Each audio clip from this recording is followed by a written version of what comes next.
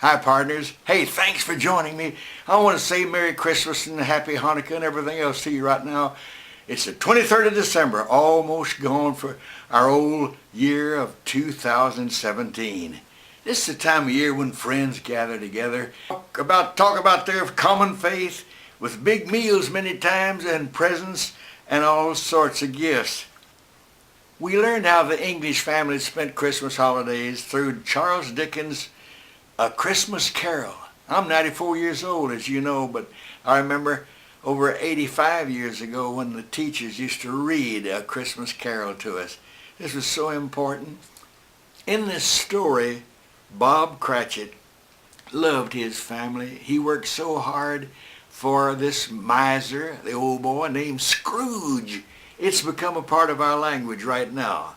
Ebenezer Scrooge.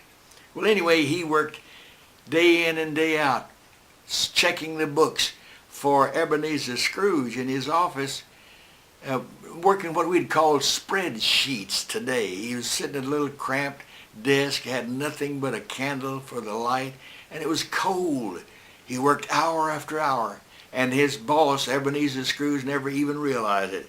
This meant nothing. But anyway, the difference between the people who were the business owners and the common man was so stark. Ebenezer Scrooge finally learned the difference in this book as Charles Dickens brings it out. Here's what he said. Through a series of ghost visits, which he saw at night after he'd gone to bed. First one came in was his old partner, Jacob Marley. And he told Jacob Marley, he said, man, you did a lot to help mankind when you were alive and doing work in your business because you showed people how to make money. And Marley said, mankind was my business. Ebenezer, I'm sorry, but you're wrong. There's a lot more to life than just making money. You got to see what this is. And he disappeared. Later on, the first ghost of the present came to see him and took him over to Bob Cratchit's house. He saw how Bob and his wife in a room full of children had just scraped together enough to have a Christmas dinner. Yeah, he worked for Scrooge, but Scrooge didn't pay him enough for it to even get along. So anyway, one of the little children was Tiny Tim. He was ill, but his dad didn't have enough money to get medicine for him. So we're going to see what happened. Shortly after this, another ghost came. This was the ghost of the future. And they went into Bob Cratchit's house and pointed over in a corner, a dark corner over there.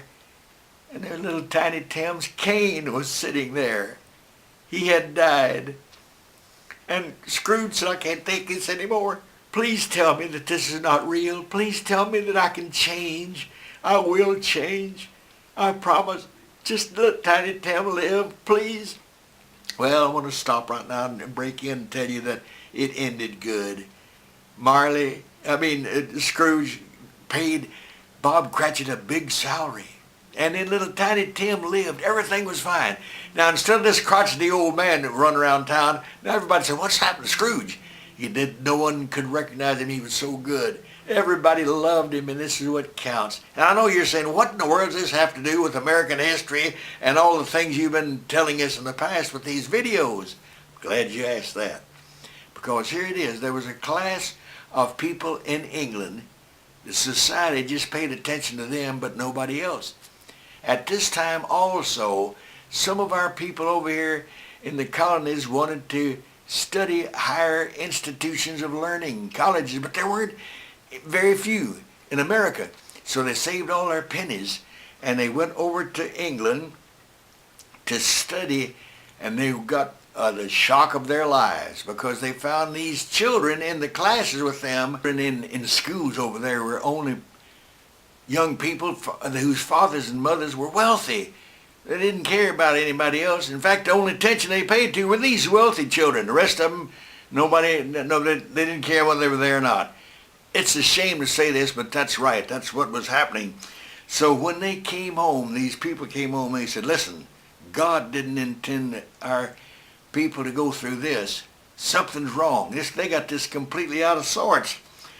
So they also found when they were over there only 1 person in 10 owned property. And yet here in the colonies, 9 out of 10 people owned property. They said that's what it's got to be. So when our founding fathers went to Philadelphia to rewrite history, in fact to invent a new history, they said we're going to change things. They not only changed the country, they changed how people did things around the whole world. Yes, our founding fathers reinvented it and did this. They said, we're going to make sure that everybody has an equal chance. They'll all be even. They'll start off right. Power was always given to just the few in England, and maybe just one person, a king or a queen. But they said, no, power belongs to the people.